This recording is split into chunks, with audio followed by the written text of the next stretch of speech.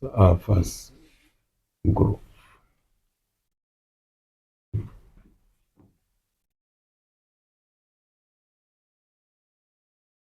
This is the first mathematical structure we're going to look at. And before maybe we take the aspect I want us to take, I want to give us a review. I want to ask, what is a group? Since you all did undergraduate, you did abstract algebra 1, you did 2, so you should know what a group is, isn't it? If you don't know, please know it. Go and revise your abstract algebra notes at undergraduate level. Because we want to, a group is a non-empty set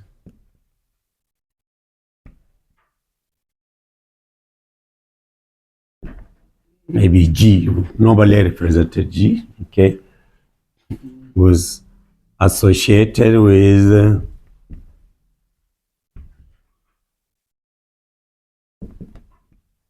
a binary operation,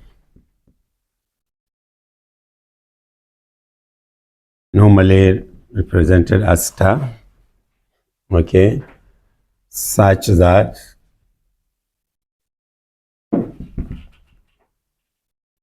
one, it satisfies closure, okay, closure axiom, closure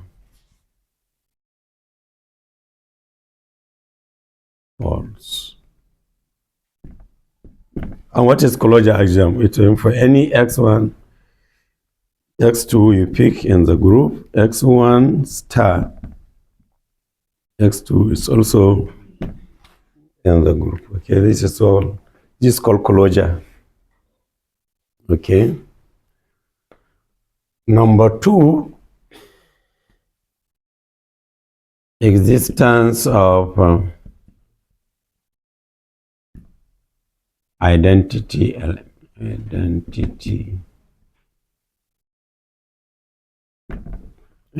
And that means there exists E in G, okay, which we call identity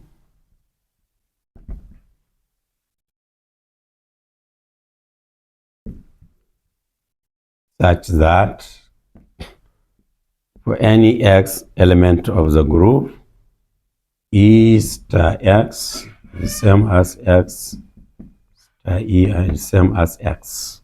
Okay, so if E behaves like this, that when it is in binary operations, any other element, it leaves that element unchanged, then you call E identity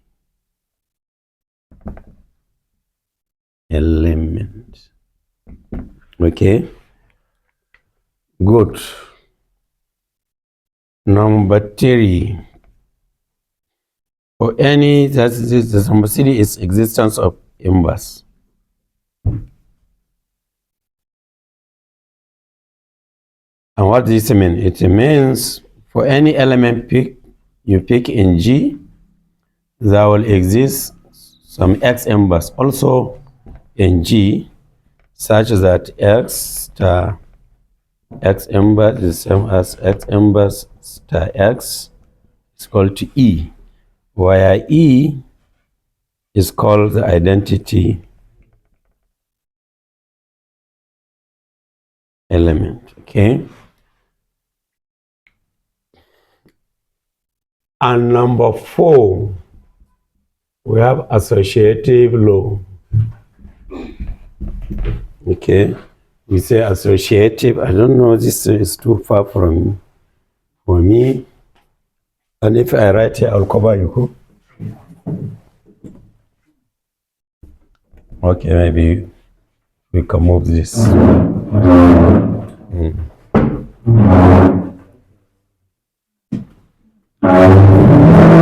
it.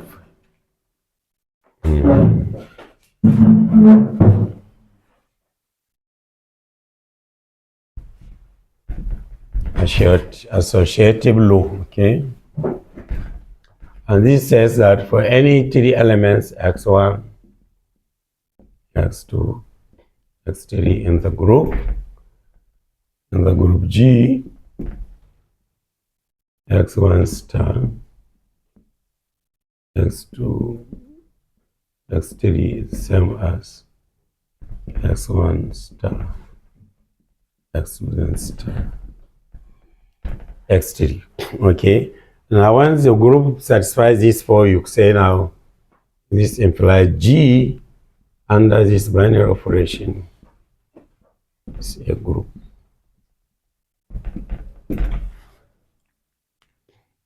So please, any set which does not satisfy these four is not a group. Okay. So for your set G to be a group, it has to satisfy these four axioms. So that's the starting point. This is where we are going to start now. Okay. Good.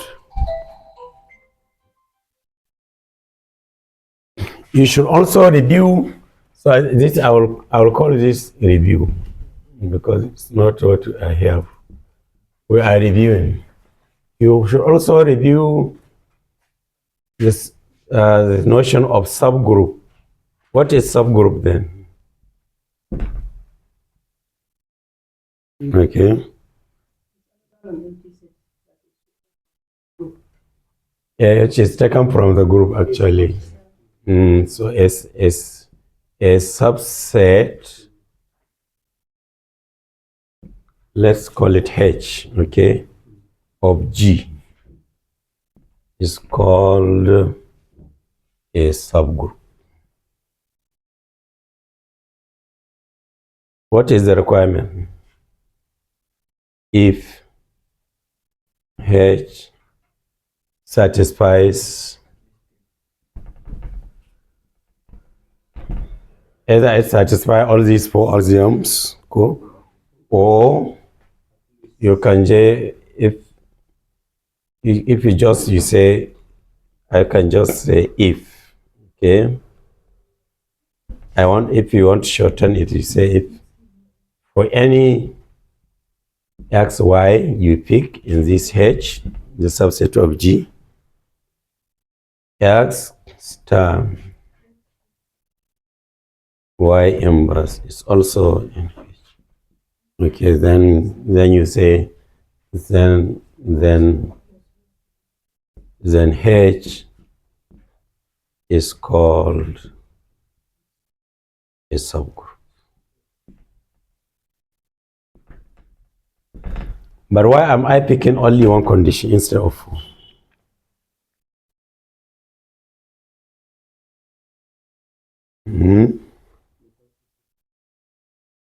Because it is a subset. Just because it is a subset. So you don't need all other except if you are saying that you are taking for granted that since it is a subset, it must have satisfied all the. That may be a good trick of dodging the question. It is because this very requirement I picked is enough to establish all these four H. Is it clear? You can use it to establish all these. Is it clear? I'll give you an example. If you are looking for identity, if you are looking for closure, you start with closure. You say x, y is in H. X, y inverse is in H. For any what? X, y. Isn't it? In H. Now supposing you are picking y inverse. Supposing you are picking some number, maybe let me call it t, which is equal to y inverse in H. And now you are picking, so that means you are now going to pick x and what? T. Now by this requirement, you require what? You require x t inverse. Therefore, it's in H, isn't it? But what is your t? T is your y inverse. So that this means this is the same as writing x y. is in H because T is Y inverse, isn't it? So it's like you are saying X, Y inverse, all inverse, which is XY, isn't it? So if you are T, if you are Y inverse, it's actually in, if you are T is Y inverse, that means XY is in H, isn't it? So you are starting with XY, and then because you are making this assignment, you are finding out that. So that means for any X, Y in H, XY is also in H. This is closure. And if you want to establish identity, all you need to do is to equate this Y inverse with X. Supposing Y inverse is X, then what is XY inverse?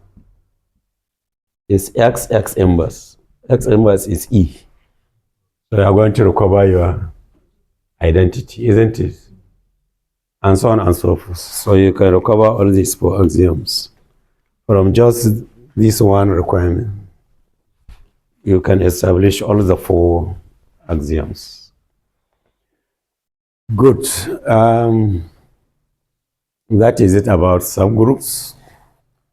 And with that, I think we have done enough review for you. I will urge you to go and actually review all those notions about groups, types of group, permutation groups, cyclic groups, finite group, infinite groups, abelian groups. I think you know all those ones from undergraduate, isn't it? Commutativity and all those ones, including Lagrange's theorems. They are all taught at undergraduate. I think you can have some review on those so that you will be able to understand where we are heading to. Is it clear? We can clear this board, and I want to present my first topic.